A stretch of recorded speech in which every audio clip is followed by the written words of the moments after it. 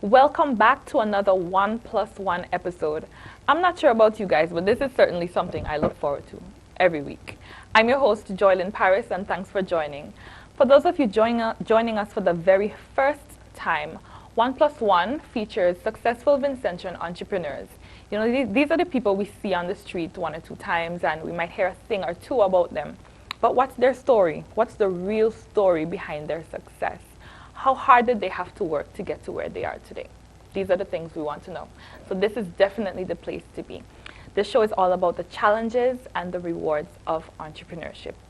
Now, additionally, we feature Vincentian entrepreneurs who are budding, the up-and-coming entrepreneurs, the younger ones. And, you know, a lot of younger people are getting into entrepreneurship and seeing it as a viable career path. And that's a good thing because due to the economic downturn, you know, we need to look at the benefits of entrepreneurship as a saving grace for our economy. There are a lot of benefits to entrepreneurship in terms of the economic value that it brings, productivity, growth, innovation, job creation, and the list goes on and on. Now, previously, I had Randy Korn of Rand's Creation on the show. I also had Errol John of Errol John Photography and Design. And today, we're happy to have Maurice John of MJ IT Solutions. Maurice, thanks for joining us. Thank you. I'm glad to be here. So let's loosen up a bit. Tell us about you. Let the Vincentian people know a little something. Where did you grow up? Your academic background, anything that you think is important. I am from Mount Pleasant, Argyle. I attended the Boys Grammar School, St. Louis Boys Grammar School. Then I went on to do college. I did computer science at college. And I did my bachelor's in computer science. And I just finished, and I'm now starting my business. Okay. So Maurice, why didn't you send out 100 applications like everybody else who comes back from university? Why did you decide to start your own business? Well, I didn't send out 100 applications. I sent out far less. But I had the unique situation where I got a bursary from the government because I did fairly well for computer science at college. So I had that bursary to help me along with my studies, and my parents would chip in here and there. So I don't have a loan to face. So most people who go off to study, they have a loan, they have to pay back, and they need to get a job immediately to start covering those payments. So it leaves me in a unique position where I have maybe 2 years before my parents feel that it's time to get out. Time to get out, you know. So I have that advantage. So I've always wanted to own my own business. So why not try it now? I've been doing what I'm doing for the past two years, roughly. So I know what it's like to build a website, and I'm now getting into apps. So I'm thinking that give myself 2 years, see where it goes. If it doesn't work, I can veer to another path. I'm young, so I have that. Yeah. Yeah. Yeah. So you are the proprietor of MJ IT Solutions, and you also run the Daily Geek. So tell us a bit more about it. You could start with MJ IT Solutions. Okay. MJ IT Solutions, I'm trying to create a web development firm with social media management, also app development, and supplying hardware also. So in that entity, I wanted to be able to create from scratch a business. Somebody come into me and say, I have an idea. I can provide you with a website, I can provide you with an app, I can provide you with office supplies, and I can manage your Facebook and your Twitter and so on like that.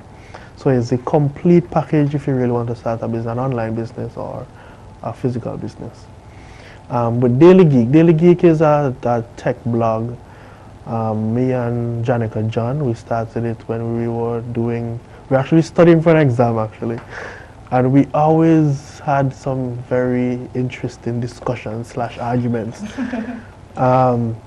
So the idea just came so that we can just, let's do a blog. We have all these ideas. We read constantly of people overseas who write tech news. Blogs, So why can't we share our views? Yeah. So that is how the idea started. So right now we're sitting around 25,000 views, and it's Wow. slowly growing.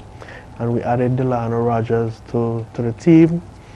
And we're doing some interesting things. We're working on an Android application. Delano is working on a Windows 8 application. And we have an iPhone application, but we realize that the iPhone is not as popular in the Caribbean as it is overseas. We see that Android is the dominant platform here, outside of BlackBerry, but Yeah. BlackBerry is dead, Yeah. so we don't really study the BlackBerry. But, so we're looking towards getting our blog into the hands of our readers, and come 2014 is when we really start to push a more business-minded focus for the blog. Yeah, so now we're just getting the views, getting people to know who we are, and then we'll start to push it come 2014. Okay. Yeah. So the official launch of your business, MJIT Solutions, is when? I'm looking to launch later in September. As Okay. I'm working right now, I have about 5 solid websites on my portfolio, but I want to increase that a little more, give me a little more authenticity. Right. Right? So I have about 3 to 4 projects working on, and I want to finish the app for the Daily Geek, so I actually have experience building applications and so. So I'm working right now on portfolio, having a solid portfolio to say I've done this. I'm not going to be experimenting on your website or experimenting on your app. I have done this so I can provide you with a good service. Okay. Yeah. Sounds good. I like the idea of Vincentian app developers. Yeah. Okay, so I know that you're a devoted Christian based on a little research I had to do. So tell us, how do you think being a Christian is going to affect your business ethic or your work ethic? Well, I can give you a classic example. When I was studying, I saw the uptick of the mobile market. Everybody wanted a cell phone, a powerful smartphone. And I thought to myself, I could be able to sell phones. But when I walk around and I look at the prices of these phones, I sometimes wonder if these phones come through customs. And as a Christian, you would want to offer the best price, but you can't really cut corners in that regard. So I say I will retreat from that market and let others do it, because I would not be able to compete with somebody who will... Doing it the honest way. Yes. Fair enough. Yeah. Yeah, so and you will definitely have instances as you pursue your business ventures where you have to make some decisions. Exactly. Yeah. Okay. Another question.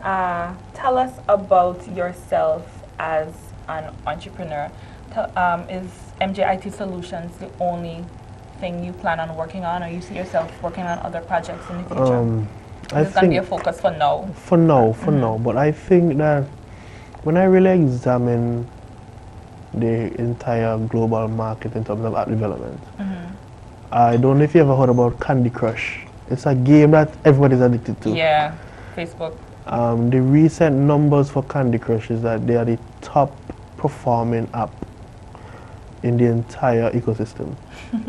It's making the most money right now in terms of revenue for app development. And there's a team, the team is from Europe, and I don't think it's a very big team. When we look at development in that regard, we in the Caribbean, it's easy to compete with these bigger firms. I don't think anybody outside of the Caribbean is smarter than anyone inside the Caribbean. So when it comes to Echo, which is PHP or JavaScript or Object-C, I don't think anybody can write a better script than somebody in the Caribbean. Or anybody could design a better app look interface than anybody in the Caribbean. So on that platform, I think we're both equal. The only barrier to get into the App Store is $25. And I think we can come up with $25. Sure. So instead of fighting in other segments, it's easier to fight when it comes to knowledge. Yeah. When you want to design an application, you have all of the information online.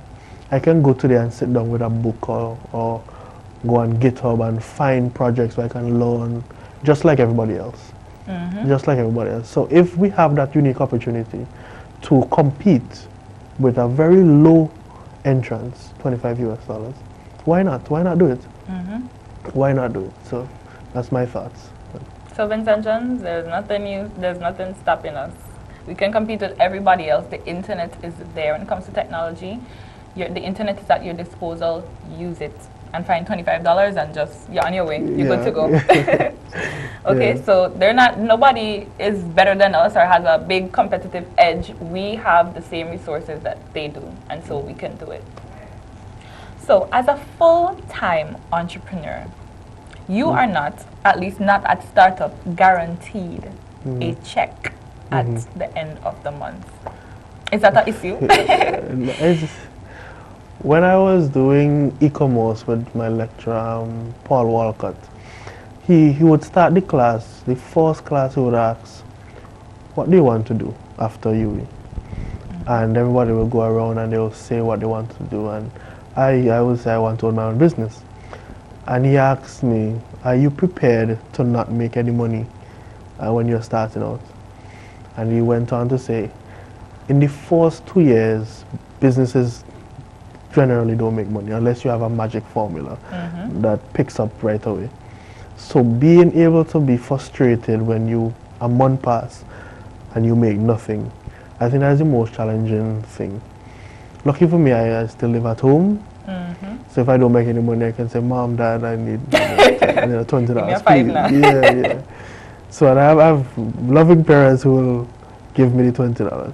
So that is the most challenging thing. When the month comes and ends and you don't get a project and you don't get a paycheck, that is frustrating. You feel like if you're spinning your top in the mud or something. But you have to realize that it takes time to build a brand and an image. So getting people to know that what you're doing and if you're doing it well, that is a key point in business. Yeah. Okay. Right. And how about networking? Networking is something I believe is very important for any entrepreneur, but I can imagine that it would be even more important when it comes to technology. I was reading about a professor from MIT. His name is Edward Roberts, and he was saying that companies that are formed in teams, they have a lower failure rate compared to those that are started by individuals. What do you think about? Well, I when I started UE, I spent most of my time around the Adventist Fellowship group. And luckily in my third year, I started to really branch off really, because I used to go class and come home and I don't really have any interaction with people. And I'll spend most of the time socializing with the ADFEL community. But in my third year, I started to really make a lot of friends inside of computer science because, within the ADFEL community, there wasn't much people doing computer science. Okay. So I've made some very good friends. So right now, I have some projects working on, and I can say to somebody in Barbados, I have these projects, I want to get them off quickly, let's work on them. So I have a friend in St. Kitts, I can say, I'm doing something, let's talk, let's do business. So having these people, and I think I'll continue to check on because you will always hear some brilliant people coming out of UE. I know I could call 2 names that are just extremely bright people. So there will always be those rising brilliant minds who will want to get into contact with to really, help you along or talk about do something for business-wise. Yeah. Because really and truly, when you really look at how the world is heading, brilliant people don't really want to work for anybody. In the Caribbean is where brilliant people come and other people have them working for them. So really trying to network and have a collection of minds that have a freedom of expression for us, it's better. And just be brave and trying something because, that is the way to go. Yeah, so hopefully we'll have a Mark Zuckerberg coming out of UE. Yeah, that would be nice. Soon. Vincentian. A Vincentian Mark Zuckerberg. So what's a typical work week like for you? My typical work week, I'll drop my mom to work and I'll work from around 9 to a little after 5. And I'll work every day. I'll go into the office. I share office with my dad. So I will, because I could stay home and work, but then that will be very unproductive. Because when you're home, you always find everything else to do. At least you know yourself, Yeah, not your yeah, weaknesses. yeah. So being in an office setting and trying to constantly be doing something and not wasting your time, because you can easily blow by time when you just sit down home. A day will pass and you wonder where did they went. And Yeah, I know that better than anybody else, believe me. yeah. So trying to keep in the office, trying to keep doing something, even if it's not a project, but something on the side or an idea that's in your mind that you think, okay, I can implement this somewhere. Work on it or read, and reading and learning. And I think that is the one thing that for people who are starting out anything with business, and you come from Kville teaches you the foundation. But if you really want to go beyond that, you have to go and read and research and practice and fail. And failing is another key thing too. Failure. I've failed epically. I would worry if someone didn't fail. Yeah. I would worry. Yeah. So you have to fail a few times Yeah. and feel what it is to fail and get back up to. Yeah. I always say entrepreneurship is synonymous with learning. Yeah. So have you ever had to work overnight? All through the night? You have a deadline pressing?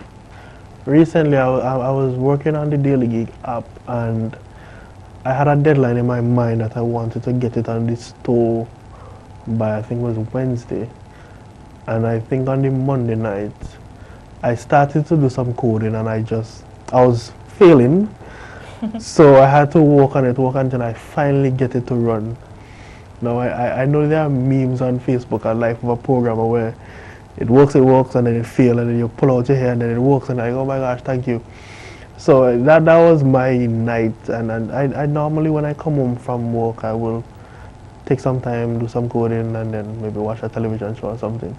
But that night, I really pushed it to try to finish it for that time. Yeah. Price was worth the pain. You're like, oh, yes. Awesome. I just want to share it with everybody. Yes. Yeah. Yes. That's why it's important to do what you love. It's true. Yes. It's true. It's very true. It's very, very true, especially with coding. Yeah. But coders have a reputation of being introverts. You know that?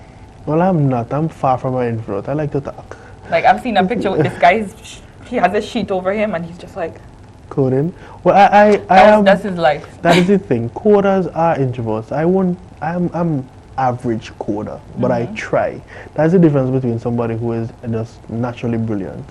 So I know I won't be able to sit down and just get it in 2 seconds like some people.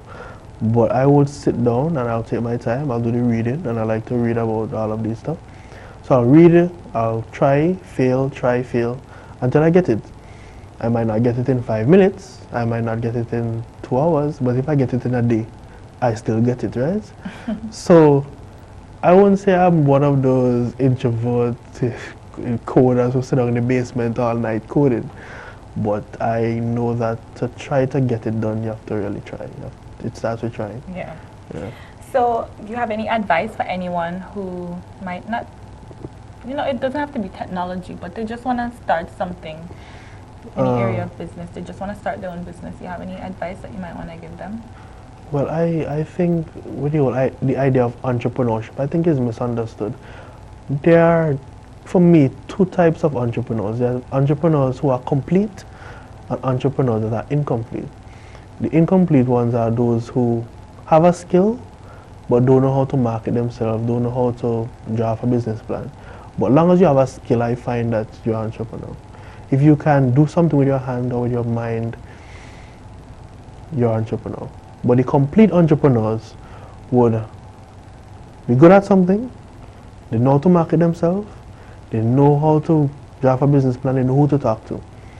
But for the incomplete entrepreneurs, you have people like Youth Business, where you are a part of, like you can go in and you can get help. If you have something that you're passionate about, you can find those services outside of your own space. So for people who are sitting at home, and you are crocheting something and it's really, really good, And everybody keeps saying, you should start a business, and you're thinking, You don't know I what to don't do. even Yeah. know how to start a business. How to get out the house. Yeah, you have opportunities now available, so people can come and mentor you and tell you exactly what to do. So I think entrepreneurship starts at a skill level. So for my advice would be, if you realize you have a skill and you realize you are in love with that skill, go out and seek advice how to market your skill. Okay. Yeah. Thank you. I Yeah. have one last question for you. What's the future of MJ IT Solutions going to be like? How far do you want to take this thing? If you listen to the name M John IT Solution, it's a bit personal. It's more for me, where I will operate within my little space. But if I am to branch out and go further, I want to have it on a more impersonal scale. So I'll name it something. I'll name that product something different. But I think the ultimate goal is to have a development firm that is Caribbean based, where you can have a tester in Barbados and a coder in Jamaica and a designer in Trinidad, and we all work together in synergy to create a really strong product. Because really and truly, a one-man team, as you mentioned before, don't really, Exactly. you have to know how to use assets to grow and work together to produce something really good. Not just your financial resources, but your Human resources, right? So that I think that is my goal, to have or be a part of a Caribbean-based development firm. Because I think that we are just as good and even better than others, but they just mean that I am going to get up and I'm going to do something. Yeah. We Yeah. have to work on that culture that we Yeah, have yeah, in yeah. St. Vincent and the Grenadines. Yeah, to this is, push and promote that Yeah. entrepreneurial spirit. yeah, trust me, if you look at how America markets itself, the land where you can do anything, Yeah. people with A land of opportunity. exactly That's how they that idea alone can make somebody who don't even know what they're doing feel like they could do it, right? something. Exactly. If you create that idea, it starts within the home, then it goes to school, and then the wider society. If you have that mindset that you can do anything, the smallest idea can really develop into something great. Okay. Yeah. So I told you that was the last question. I could go on and on and on, but we are working on a strict time schedule. So thank you so much for joining us on the show. We want to wish you all of the best in your business adventures. You know, I'm rooting for our young entrepreneurs 100%. You can always come to me and ask me for anything. Okay. Can you let the viewers know where they can find you? I am actually in Arnesville, opposite Trotmans. I am upstairs the youth business building. My cell phone number is 492-6128, and you can email me at mjits@gmail.com. Okay, well, thank you so much for joining us, everyone. Until next week, if you have any questions or any suggestions for the show, feel free to visit our Facebook page, Youth Business St. Vincent and the Grenadines. Thank you for joining, and see you again. Bye. Let's ride.